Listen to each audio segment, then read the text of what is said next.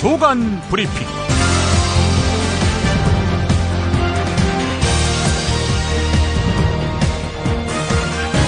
2016년 1월 26일 화요일입니다. 오늘은 한겨레에 실린 김우재 초파리 유전학자의 낡고 썩어 늙은 나라에서란 제목의 칼럼 소개하면서 시작하겠습니다. 생물학이 멋대로 인간 사회에 적용될 때 비극이 시작된다. 잔인했던 노예제도, 유대인 탄압의 근거가 된 우생학, 여전히 진행 중인 여성차별, 기독교의 동성애 탄압, 심지어 혈액형별 성격까지 생물학이 생각 없이 인류에 적용될 때 대부분 불행했다. 하지만 생물학적 진실이 사회에 주는 경고도 있다. 예를 들면 생물학적 나이가 그렇다. 대한민국 국무위원 중 40대는 단 한 명도 없다. 당연히 30대가 있을 리 없다. 19대 국회의원 중 30에서 40대는 42명뿐이다. 당연히 나머지는 50대 이상이다. 하지만 인구에서 그들이 차지하는 비율은 30대와 40대를 합친 것보다 적다. 이런 상황에서 청년을 위한 정책이 등장할 리 없다. 노인정이 돼버린 정부와 국회에서 노인들을 위한 나라가 만들어지고 있다고 믿어도 이상한 일은 아니다. 이 말이 잔인하게 들린다면 사실을 확인해보자. 정부는 그나마 청년 정책을 내놓고 있는 이재명 성남시장과 박원순 서울시장을 공격하는데 혈안이 돼 있다. 19대 국회에서 65살 이상 노인에게 혜택이 돌아가는 법안은 청년 혜택 법안보다 4배나 많이 입법됐다. 게다가 노인 혜택 법안 300여 개를 발의한 이들 대부분이 60대 이상이었다. 반면 청년 혜택 법안을 가장 많이 발의한 의원은 34살 최연소 국회의원인 김광진이다. 억울할 수 있다. 하지만 평균 58세의 국회의원을 지닌 나라가 건강한 것인지 먼저 묻는 게 옳다. 투표율이 높은 노령층의 표가 탐난다고 솔직하게 말하는 것이 맞다. 전 세계 선진국이 고령화 추세로 접어들고 있지만 한국은 가진 것에 비해 고령화가 지나치게 빠르게 진행되고 있다. 전 세계 평균 중위 연령은 29.6세, 아시아 평균은 30.3세인데 반해서 한국은 40.6세로 유럽을 제외하고 가장 늙은 나라가 됐다. 이런 상태가 지속되면 인구 절벽이 온다. 인구 절벽이란 소비, 노동, 투자하는 사람들이 사라진 세상이다. 나는 캐나다에 살고 있다. 캐나다 총리는 44살이다. 젊은 총리가 일으키는 바람이 나라 전체에 느껴진다. 아내는 실리콘밸리에 산다. 실리콘밸리의 젊은 창업가들은 모두 30에서 40대다. 가끔은 생물학이 모든 것이다. 광고 듣고 오겠습니다. 정말 맛있다. 이 말 한마디면 모든 게 설명됩니다. 30년 전통 자연의 이로움을 담은 김치, 이담채 김치. 1544-4586 1544-4586. 술자리 많은 요즘 3차까지 달린 당신을 위한 필수품 전창걸의 새싹 땅콩차. 이제 속쓰림은 잊으세요. 070-8635-1288 070-8635-1288. 수면 무호흡, 심한 코골이 이제 걱정 마세요. 여행, 군생활, 찜질방에서도 확인된 코골이 방지기구 코골이 119 1566-0783 1566-0783. 한겨레 일면 머릿기사면서 단독보도입니다.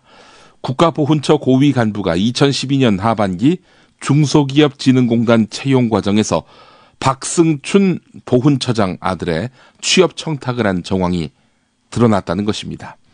박승춘 처장 며칠 전 한겨레가 이름을 밝히지 않은 채 고발한 중소기업진흥공단 채용 청탁 의혹 정관계 인사 8명 중 1명이라고 합니다. 중소기업진흥공단의 한 전직 이사는 한겨레 보도가 나오고 2012년 말 평소 잘 아는 최완근 당시 서울지방 보훈처장이 사무실에 찾아와서 보훈처장 아들인 아무개에 대한 합격 동향을 알려달라고 했다. 라고 말했다는 겁니다. 이 이사는 그해 면접평가에도 직접 참여했는데요. 중소기업진흥공단의 한 직원은 당시 이사님한테서 최 청장의 부탁을 전해들었다. 이렇게 말했다고 합니다. 박 처장의 아들은 중소기업진흥공단에 합격했고요. 최 처장은 2013년 5월 보훈처 차장으로 승진했습니다. 이 모든 것이 다 인과관계, 개연성이 있는 건지 그건 알 수 없습니다만은 흐름이 심상치 않네요. 박승춘 처장 아들에 대한 보훈처의 채용 청탁은 다른 경로로도 이루어졌습니다. 한겨레가 단독 입수한 감사원 특별조사국 조사경과보고 문건을 보면 2014년 11월 6일 중소기업진흥공단 채용비리를 조사하던 감사원 감사관이 박아무개는 현 보훈처장 아들로 알고 있다. 외부 청탁이 있었는지 말하라. 이렇게 중소기업진흥공단 직원에게 물었다고 합니다. 이에 대해서 직원은 2012년 신입직원 채용 원서 접수가 끝날 무렵 서울지방 보훈청 취업 담당관이 사무실에 방문했다. 보훈 관련 채용 점검을 하는 것처럼 말하다가 도중에 보훈처장 아들이 원서를 접수했으니 공식 발표 전에 합격 여부를 알려줄 수 없겠느냐 이렇게 말했으며 일상적인 부탁의 말을 하고 갔다 이렇게 답변했다고 하는데요. 사실 이 처장님 아들이니까 꼭 합격시켜줘 이런 말은 못하죠. 하지만 처장님 아들이 원서 넣었는데 합격했는지 불합격했는지 알려달라 이렇게 말을 한다는 거 뭐겠습니까? 압박이죠. 변형된 압박. 나중에 가서는 그렇게 얘기할 수 있는 거 아닙니까? 나는 합격시켜달라고 얘기한 적 없다. 합격했는지 불합격했는지 그것만 알려달라. 이런 얘기를 했을 뿐이다. 라면서 면피할 수 있는 거죠. 박승춘 처장이 누군가요? 한겨레 사설이 잘 요약했는데요. 세월호 참사가 난 직후인 2014년 5월에 우리 국민은 큰 사건만 나면 대통령과 정부를 공격한다. 이런 발언을 해서 논란을 일으켰는데요. 그런가 하면 5.18 민주화운동의 상징인 님을 위한 행진곡 이 노래가 북한과 연계된 것인 몰아세워서 거센 비판을 받기도 했죠. 박승춘 처장이 이렇게 어처구니 없는 행동을 계속할 수 있는 것은 믿는 바가 있었기 때문 아니겠습니까? 박 처장은 2007년 박근혜 대선 후보 경선 캠프에서 활동한 사람이기도 하고 박정희 칭송을 하고 다닌 사람입니다. 게다가 또 국가보훈처도 선거 개입했다는 그런 여러 가지 정황들, 의혹들을 남겨놓지 않았습니까? 그 덕인지 박근혜 정부에 들어와서도 보훈처장에 이례적으로 유임됐습니다. 이러니 보훈처 예산이 삭감됐을 때 국회 정무위원장실로 새누리당 소속 정우택 위원장을 찾아가 여기가 국민의 국회냐 내가 가만히 있지 않겠다라면서 큰 소리를 쳤다는 거 아니겠습니까? 와, 일개 보훈처장이 국회 상임위원장 찾아가서 큰 소리를 쳤다. 뒤가 든든하지 않고서야 그게 가능한 일입니까? 부동산 시장에 중요한 시그널이 될 것 같아서 이 경향신문 기사 소개하겠습니다. 일면에 실렸는데요. 주택 구입 계획이 있는 소비자 중에 올해 집을 사겠다는 사람은 19%에 불과하고 2018년 이후에 사겠다는 이들은 52%나 되는 것으로 나타났다는 것입니다. 집값이 정상화, 즉 거품이 잔뜩 빠진 이후에나 구입하겠다. 이런 소비자들의 심리가 읽히는 겁니다. 최근 주택시장의 공급 과잉 등으로 집값 하락 우려가 높아지면서 소비자들이 주택 구입 시기를 늦추고 있는 것으로 분석된 것입니다. 이런 가운데 경기도 화성 동탄 이 신도시에서 980가구 분양단지는 단 2명만 계약하는 바람에 최근 사업을 취소한 사태가 빚어졌습니다. 신한종합건설은 지난해 11월 말 경기도 화성 동탄 2도시 A99, A100 블록에 선보인 인스빌리베라 3, 4차 아파트의 입주자 모집 승인이 취소됐다고 밝혔습니다. 신한종합건설은 3차 470가구와 4차 510가구를 분양했지만 2순위 청약까지 경쟁률이 평균 0.5대 1에 그쳤고 계약자도 각각 1명씩 모두 2명에 불과했습니다. 저 결혼 때문에 이제 집도 사야 되는지, 전세도 없고. 걱정이겠다. 나도 투자가 걱정이야. 어떻게 해야 될지 모르겠어. 근데요, 인터넷의 정보는 정말 믿을 수 있는지 모르겠어. 이거 다 찌라시야. 찌라시? 그럼 어디서 정보를 구해요? 그러게 나도 걱정이야. 어떡하지?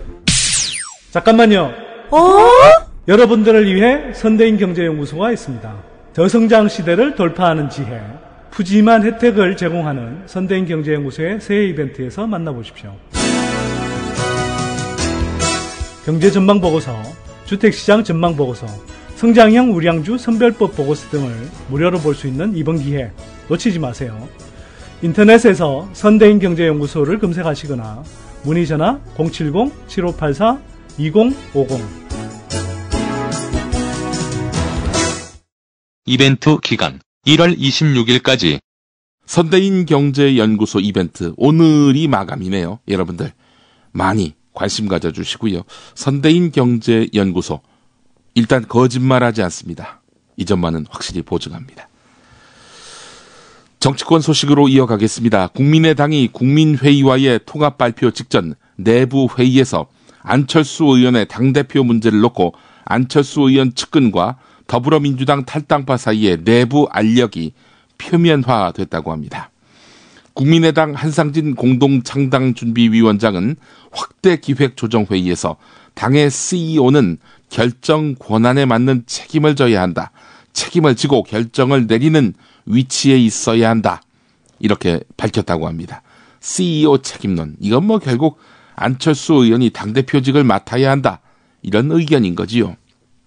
더불어민주당 탈당파는 안철수 사당화 논란을 키우는 발언이라면서 반발했는데요. 한 탈당파 관계자는 안 그래도 사당화 우려로 의원들 합류가 무산되거나 지체되고 있는데 대표에 대한 욕심부터 드러내는 것은 부적절하다 이렇게 비판했다고 합니다. 총선 공천 과정이 본격화할수록 친안철수 세력과 비안철수 세력의 내부 알력이 심해질 수 있다는 관측이 나옵니다. 이런 우려가 커지는 이유가 뭐겠습니까? 공천 보장을 제대로 받지 못했다 이거 아닙니까? 게다가 또 호남 물갈이를 강력하게 주장해온 천정배 의원과 제휴하겠다는 거 아닙니까? 천정배 의원과 어떤 거래가 있었을까? 혹시 호남 못해도 광주 공천권만은 내가 행사하겠으니 받아들이라. 천정배 의원이 이렇게 요구하고 안철수 의원이 수용했을 가능성, 이 가능성이 주목됩니다. 계속해서 서울신문 기사 보겠습니다. 국민의당과 국민회의가 통합에 전격 합의함에 따라 문재인 더불어민주당 대표가 신년 기자회견에서 공론화한 야권 통합 구상에도 차질이 생겼습니다. 더불어민주당은 천정배 의원이 공동비대위원장과 비대위원 5대5 배분, 광주 공천에 대한 전권 부여 등을 협상 과정에서 요구했다고 주장하면서 국민회의를 공격했습니다. 와, 그러니까 당권을 5대5로 나누자. 이런 얘기네요. 실제로 이종걸 원내대표 역시 5대5로 나눠야 한다라는 식으로 해서 천정배 의원 영입을 강도 높게 주장한 바 있었죠. 광주 공천에 대한 전권을 부여해달라. 그러니까 천정배가 광주 공천하도록 해달라. 이런 요구를 더불어민주당에게 천정배 의원이 했었다는 주장 아닙니까? 더불어민주당 주장에 따르면. 국민회의는 이에 대해서 사실이 아니다라고 말했겠지요. 더불어민주당이 일방적으로 얘기했을 뿐 우리는 공식적으로 제안을 받은 바 없다. 이런 입장을 견지해왔다라고 반박했는데요. 자, 일각에서는 양측이 수도권 공천 지분 문제도 논의했다는 관측이 나오고 있다고 합니다. 수도권 공천 문제도 천정배 의원이 영향력을 행사할 수 있게 해달라. 이런 요구를 국민회의 측이 했다. 이게 바로 더불어민주당 일각의 관측이란 이야기지요. 더불어민주당이 시스템 공천을 원칙으로 하고 있다는 점에서 공천 지분 논의가 원천적으로 어렵다는 점, 양측 논의가 진전을 보지 못했고 결국 국민의당으로 천정배 의원이 넘어가게 된 요인이 된 것 아닌가 이렇게 풀이됩니다. 결과적으로 더불어민주당은 김종인 선대위 체제로 전환되며 당이 어수선한 틈에 국민회의와의 통합기회를 놓쳐버린 셈이 됐는데, 더불어민주당 주장이 맞는다면 단지 세를 불리기 위해 당의 공천권을 한 사람에게 넘긴다? 이건 있을 수 없는 일이지요. 이거야말로 패권주의 아닙니까? 낡은 정치 아닙니까? 그런 의미에서 통합을 결의한 천정배, 안철수 두 사람 사이에 어떤 거래가 있었을지 혹은 없었을지 궁금해집니다. 여론조사 기관 리얼미터가 어제 공개한 주간 정당별 지지도에서 국민의당은 내림세를 유지했습니다. 거의 모든 여론조사의 추이가 국민의당 하향세지요. 국민의당은 지난주보다 3.6%포인트 하락한 17.1%를 기록했습니다. 더불어민주당은 2.5%포인트 올라서 25%를 기록했는데요. 특히 호남에서 국민의당의 지지율이 빠진 반면 더불어민주당은 올랐습니다. 새누리당은 지난주보다도 3.1%포인트 상승한 39.2%를 기록했는데요. 차기 대권 지지도에서는 더불어민주당 문재인 대표의 지지율이 지난주에 비해서 1.9%포인트 올라 20.8%로 조사됐습니다. 문재인 대표는 지난주에 이어서 연속 1위를 기록했습니다. 문재인 대표는 지난해 5월 첫째 주 이후 8개월 만에 20%대를 회복했습니다. 리얼미터는 문재인 대표 지지율 상승에 대해서 사퇴 배수진을 친 신년 기자회견, 잇따른 인재 영입, 박영선 의원의 잔류 등으로 당이 빠른 안정세를 찾으면서 지지층이 재결집한댔다는 것이다. 이렇게 분석했습니다.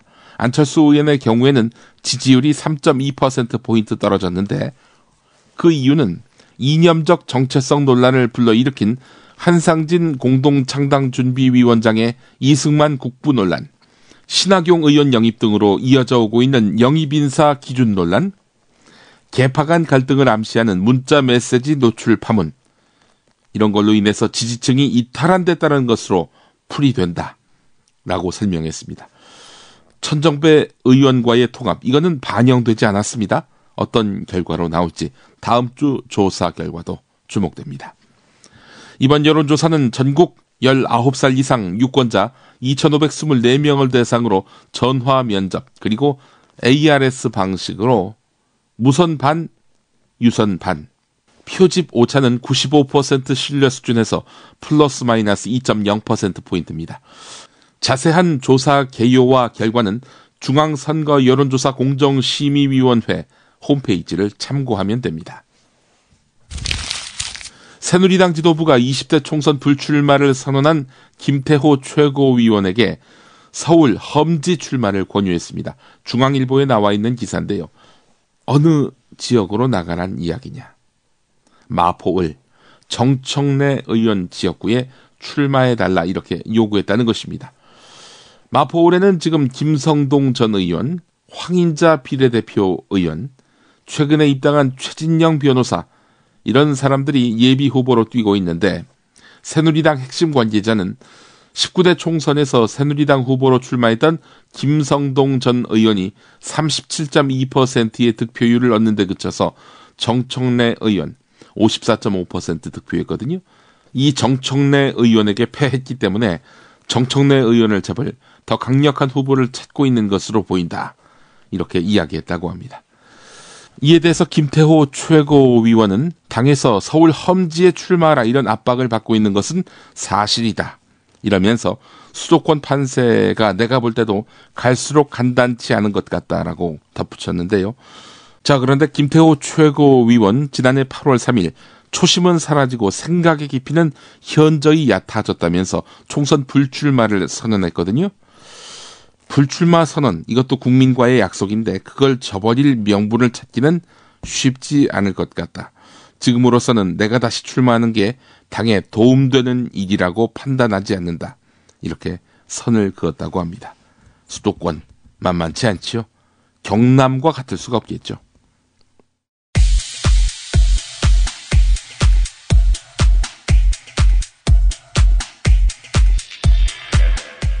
임시정부의 법 통과 그거 하면 안 된다고. 그 당구장 건물 하는데 세월호갖고 그냥 말만 하던 데가 임시정부인데 무슨 법통을 이어받았다고. 대한민국 임시정부의 법통을 단지 건물 크기에 방점을 둬서 폄훼하는 이 사람은 현재 공영방송 MBC 법무실장. 이 발언도 심각성이 상당하지만 4명의 집행부는 해고 유지, 해고 확정 유지를 해야 되고 2명의 박성재하고 최승호 의원은 증거 조심에서 지각한다, 한다든가 그럴 것을 예측을 하고 싶었거든요. 증거가 없어요. 근데 이놈을 가만 놔두면 안 되겠다 싶어가지고 해고시킨 거예요. 해고시켜놓고 집행부가 아님에도 잘라버린 최승호 PD와 박성재 기자는 법원에 가서 증거불충분으로 해고가 기각될 가능성이 크다. 왜냐? 해고할 만한 증거가 없으니까. 그러나 이놈들을 가만히 두면 안 되겠다 싶어서 패소할 가능성이 있었지만 해고한 것. 이것은 MBC 백종문 본부장의 발언. 놀라운 발언이 아닐 수 없습니다. 이들을 해고할 만한 근거는 애초에 없었습니다. MBC 사측이 이들을 해고한 이유는 단지 이들을 가만두면 안 되겠다 정도였습니다. 인사위원회라는 게 사실은 무엇을 잘못했는지 징계 대상자한테 명확하게 근거를 가지고 증거를 보여주면서 당신이 이러이러한 걸 잘못했는데 소명을 해봐라. 당신이 이런 일을 저지를 때 그 당시 어떤 생각을 하고 있었다든지 반박을 해봐라든지 이렇게 하는 거 아니겠습니까? 근데 이분들은 제가 뭘 잘못했는지 구체적으로 아무런 얘기도 안 해요. 그냥 본인의 입장만 얘기하고 빨리 나가라. 저한테 뭘 잘못했는지도 얘기도 안 해주고 뭘 이야기를 해줘야지 제가 이야기를 할 거 아니겠습니까? 당신들이 나를 중징계, 해고까지 포함한 중징계를 때리려고 하는 걸로 나는 지금 이해하고 있고 이렇게 큰 위협에 빠져 있는 직원을 징계하는 인사위원회에서 네 소명만 하고 후딱 나가라. 사람들 많이 기다리니까. 이런 식의 멘트가 어떻게 있을 수가 있느냐. 저는 그 부분을 지적했고 거기에 대해서는 말을 못 하더라고요. 그래서 본인들도 말이 안 된다는 거를 알고 있었다. 이상은 당사자인 최승호 PD와 박성재 기자. 이를 보도한 뉴스타파. 당연히 백종문 본부장에게 확인 취재에 들어갔는데 뉴스타파 취재진은 현재 MBC의 기획 홍보, 경영, 매체 전략 등을 총괄하는 백종문 미래전략본부장에게 입장을 묻기 위해 인터뷰를 요청했습니다. 최승호, 박성재 잘라도 그 사람들은 법원에서 저도 이런 유의 말씀을 하셨던데 증거 없이 잘랐다. 최승호, 박성재는 증거 없이 잘랐다. 그런 말씀하셨던데 거기에 관한 답변을 좀 제가 문자를 보냈어요. 잠깐만요. 왜 이러십니까? 왜 이러세요? 한마디도 답하지 않는 백종문. MBC 차원의 공식 입장은 없는 것일까? 교통방송 인터뷰에서 최승호 PD. 이게 이제 녹취록을 입수한 다음에 당연히 당사자인 백종문 본부장이나 그 인터넷 매체인 박모 국장에 대한 사실 확인 절차를 거쳤을 것 같은데 그들의 어떤 해명이나 반박 이런 것들은 나왔습니까? 제가 직접 제가 당사자이기 때문에 직접 취재한 건 아닌데 나온 기사 내용을 보니까 오늘 MBC에서 밝힌 내용은 이제 사적인 대화에서 나온 거라서 자기네는 대꾸하지 않겠다 이런 입장이었던 것 같습니다. 그러면 백종문 본부장의 입장이 아니라 MBC 사측의 입장이 사측의 입장이었고요. 아닌데 입장이 안 나온 게 아닌데 1월 25일 MBC 뉴스데스크. 경기도 남양주에 출마 선언을 한 더불어민주당의 최민희 의원이 남양주시청에서 회견을 마친 뒤 시청 사무실을 돌며 직원들에게 인사를 한 것으로 확인돼 경찰이 선거법 위반 여부를 내사하고 있습니다. 물론 백종문 발언에 대한 입장 표명은 아니었지만 최민희 의원 불리한 기사는 왜 나왔느냐. 뉴스타파 보도. 나머지를 들어보자. 이들의 녹취록을 취재진에게 공개한 최민희 의원도 이 부분에 가장 경악했다고 말했습니다. 이건 공영방송 MBC가 저는 무슨 공작기관 하부조직 같은 느낌이었습니다. 어떻게 공영방송이 이런 식으로 운영되고 이런 일을 저지를 수 있냐 해서 정말 경악을 금치 못했습니다. 그런데 아무 증거가 없다. 그럼 당연히 해고시키면 안 되는 거잖아요. 근데 증거 없이 해고시켰다는 것을 스스로 실토하고 있다는 점. 게다가 이 두 사람에 대해서는 분명히 이제 법정 소송이 벌어졌을 경우 질 수도 있다는 걸 알고도 해고시킨 점.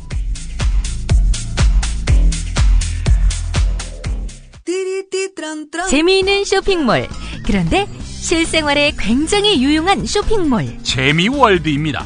어떤 제품이 있는지 궁금하시죠? 검색창에서 재미월드를 입력하세요.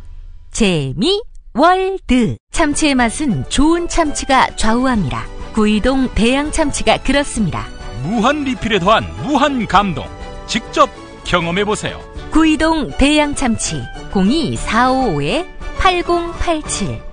서울, 인천, 경기의 신축 빌라 빌라타임즈에서 알차게 전해드립니다. 튼실한 사진, 지도 정보에다 현장 답사 서비스, 허위 매물에는 100만원 보상까지. 빌라타임즈를 검색하세요. 탄수화물 덩어리여서 싫다고요?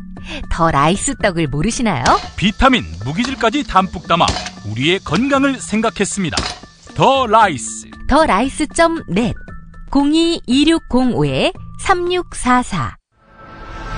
김용민이 전해드리는 조간 브리핑. 이른 아침 조간신문 핵심 기사를 훑어보는 시간, 김용민의 조간 브리핑. 월요일부터 토요일까지 매일 오전 7시대에 업데이트됩니다. 뉴스뿐 아니라 그 안에 숨은 맥락도 짚어드립니다.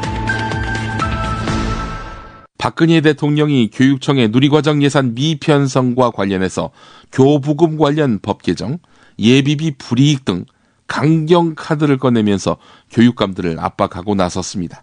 사실상 누리과정 예산에 대해서 추가로 국고 지원할 의향이 없음을 분명히 한 것입니다. 다시 말해 교육청과 타협은 없다. 이렇게 선언한 셈입니다. 누리과정 지원용인 3천억 원 예비비를 차등 지급하겠다 이런 부분이 있었는데요. 말 잘 듣는 교육청이 되도록 길들이겠다는 뜻을 분명히 했습니다. 진짜 쟁점은 법을 고쳐서라도 중앙정부가 누리과정과 같은 특정한 용도의 교부금을 투입할 수 있도록 하라. 이러면서 법 개정 검토를 지시한 지점입니다. 교육청 쪽은 이에 대해서 교육자치 훼손이라며 강하게 반발했는데요. 예산을 내려보낼 때 액수를 못 받고 이건 누리과정에 써! 이러겠다는 겁니다. 한정된 예산 딴 데 못 쓰게 하고 누리과정에만 쓰도록 한다는 것입니다. 그러면서 정부는 교육청이 누리과정에 쓸 돈을 받아서는 딴 데다 쓰고 없다고 말한다 라면서 비난합니다. 전국 시도교육감협의회 관계자는 교부금법 개정 추진은 교육감들의 예산 편성권을 무시하고 교육자치를 훼손하겠다는 처사다 이러면서 비판했습니다. 또 다른 한겨레 기사 보겠습니다. 기업 활력 제고를 위한 특별법, 일명 원샷법이 더불어민주당의 양보로 국회 산업통상자원위원회에서 처리됐지만 청와대는 더불어민주당이 반대하는 파견법과 원샷법이 세트로 구성되어 있다는 기이한 논리를 펴면서 노동사법 처리까지 묶어서 압박하고 나섰습니다.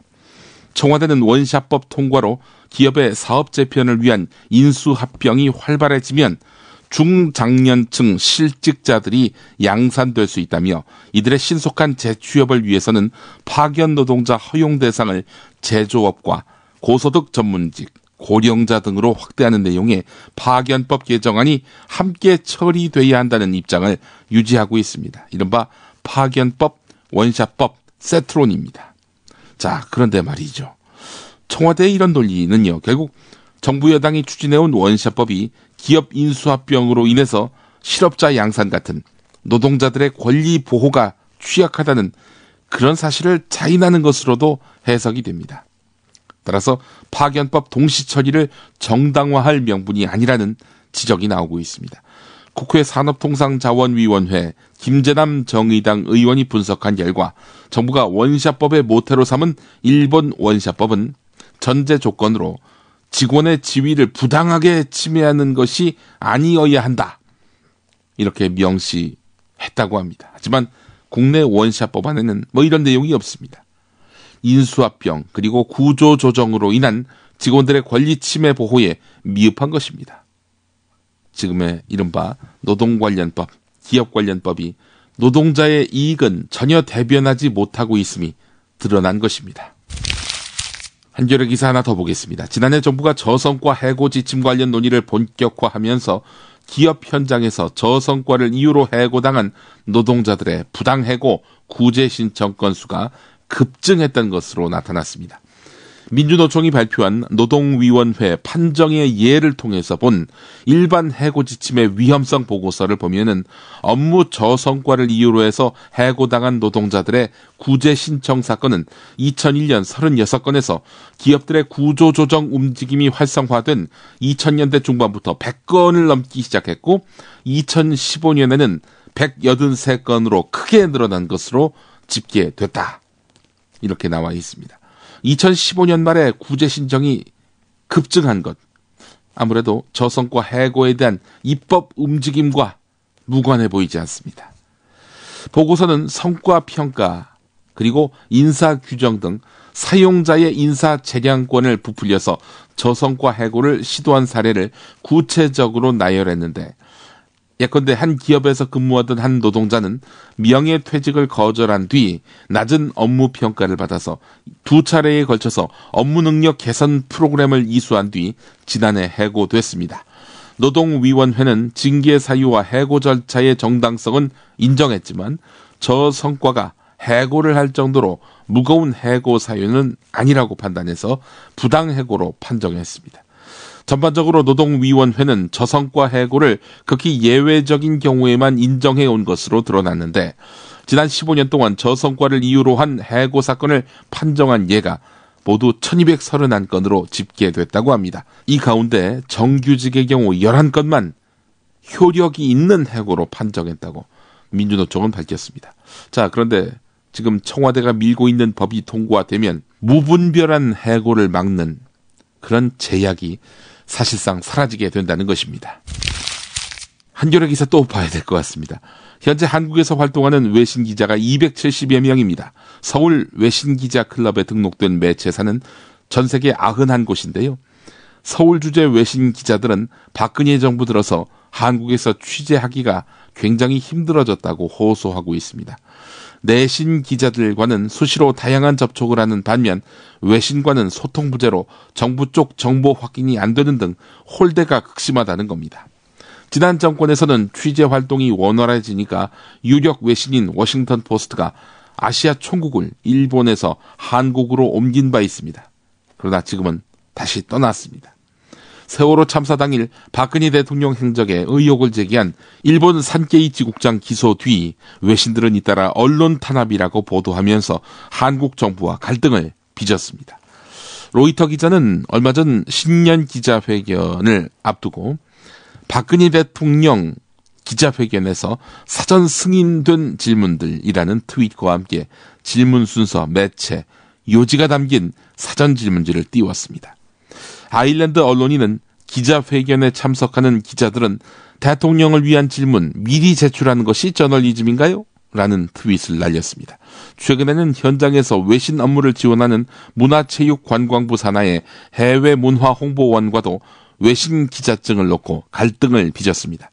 1년마다 갱신해야 하는 외신증은 지난달 사전 협의 없이 출생지, 학력, 경력, 저술 등 기존보다 훨씬 강화된 개인정보를 답해야만 발급이 됐던 것입니다.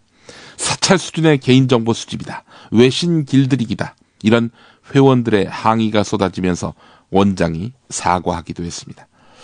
김성해 대구대 교수가 한 말이 있습니다. 현 정부는 국제 여론이 어떻든 국내 여론만 잘 통제하면 된다는 생각에 외신을 전혀 의식하지 않고 있다.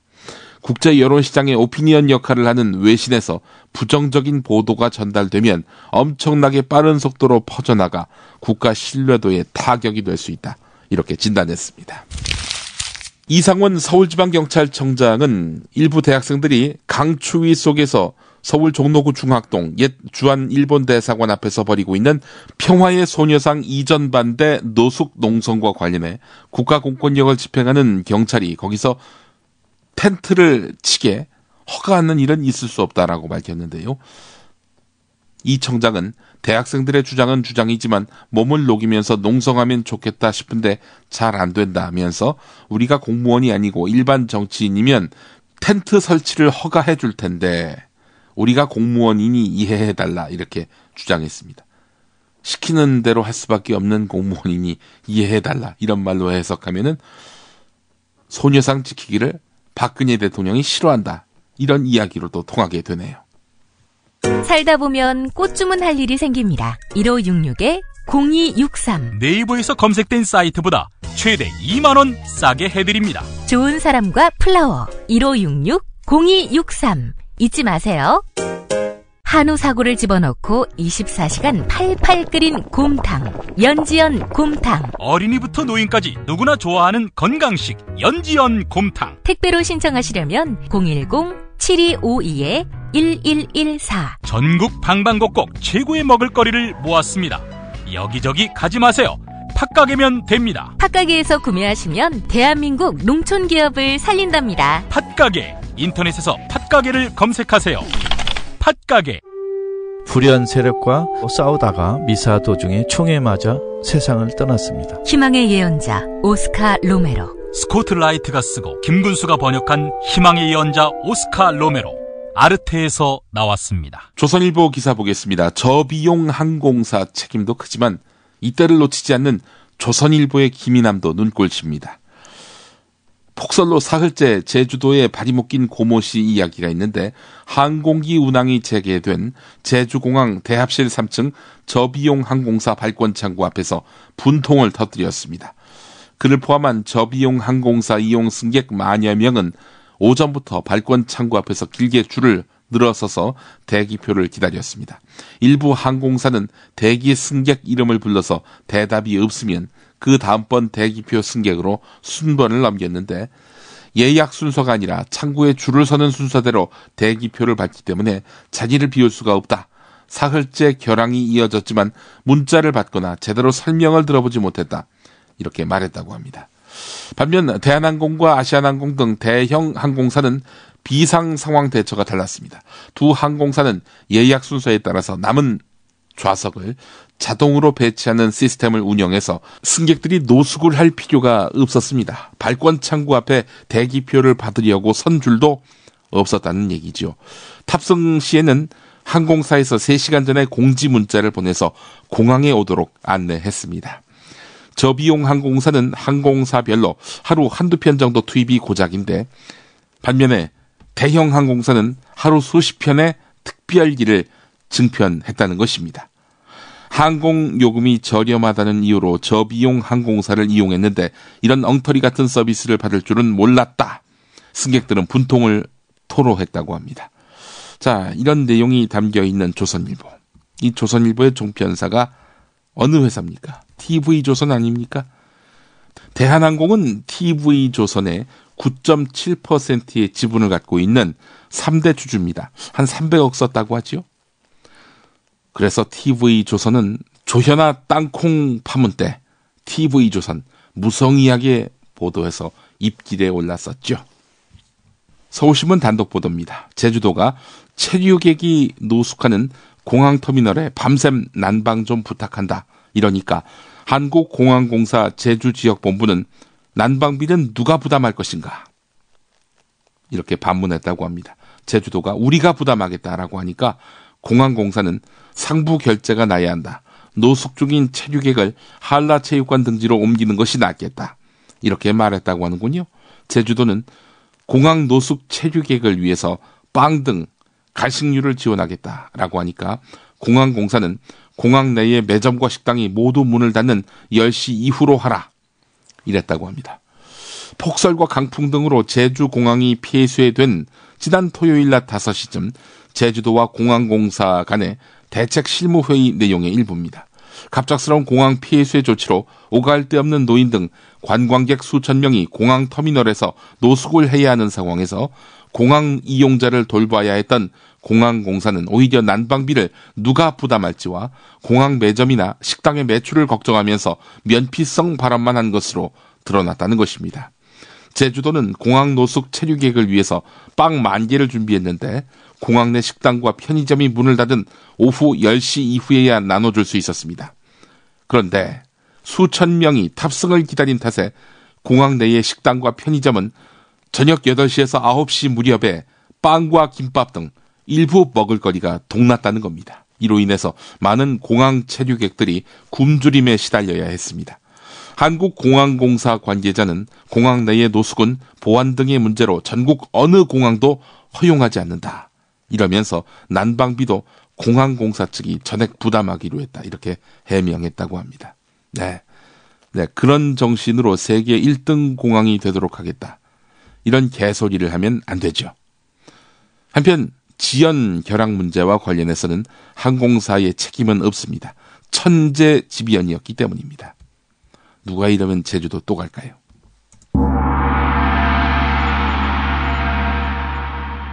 이제는 그를 만날 때입니다. 정선태. 루쉰 레비스트로스, 소세키, 백석을 21세기 한 공간에 불러 모으는 정선태만의 통찰력. 직접 느껴보실 수 있습니다. 가르강티아 팡타그리엘 라블레 소설, 그걸 읽으면서 혁명은 즐겁게 하는 것이다. 유머와 혁명. 너무 진중하고 진지해요. 그러지 말자. 이게 원한으로 싸우면 우리가 원한에 휩싸이게 된다. 휘말리게 된다. 이게. 문학평론가인 정선태 국민대 국문학과 교수와 좋은 고전을 함께 읽는 매주 목요일 낮 2시 정선태의 목요 고전 강좌. 지식 라디오에서 단독 생중계합니다. 이 삶과 결합되지 않는 인문학적 상상력이라는 것은 내가 보기에는 이제는 거의 박제화 된 것 같아요. 또는 박제화하려는 시도이거나. 정선태의 목요 고전 강좌.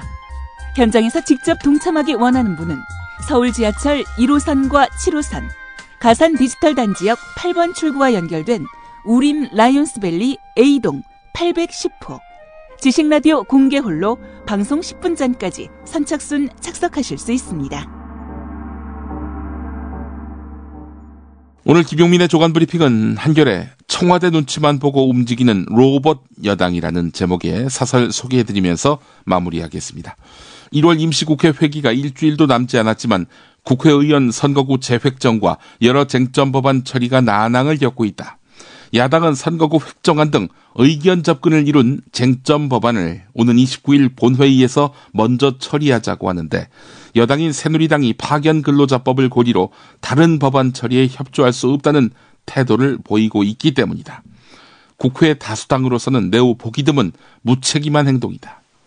과거 국회에서 소수당인 야당이 자신의 주장을 관철하기 위해 서로 다른 법안을 연계해 협상하는 전략을 쓴 적은 있지만 다수당인 여당이 자기 뜻대로 모든 법안을 처리하려 이런 식의 연계 전략을 쓰는 것은 처음이다. 이미 야당은 여당 공세에 밀려서 쟁점 법안들에서 일방적인 양보를 한 상태다. 새누리당이 고집을 피우는 이유는 자명하다. 박근혜 대통령이 새해 담화에서 파견법을 콕 찍어 국회에서 통과시켜달라고 강조한 탓이다. 그러니 한시가 급한 선거구 획정에 발목을 잡으면서까지 새누리당은 파견법 개정을 야당에게 강요하는 무리수를 쓰는 것이다. 이게 지금 국회의 모습이며 다수당인 집권 여당의 현주소다. 국회의 독자성과 삼권 분립을 입에 담기 민망할 지경이다. 대통령 말 한마디에 갇혀서 스스로 중요하다고 강조해온 법안들의 발목을 잡는 건 어떤 이유로도 합리화될 수 없다. 여당 지도부는 대통령이 아니라 국민의 시각에서 국회 운영에 나서야 할 것이다. 오늘 여기까지입니다.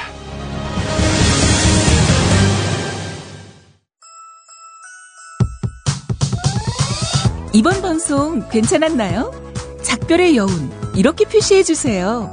다운로드하기, 댓글 달기, 구독하기, 별점 주기.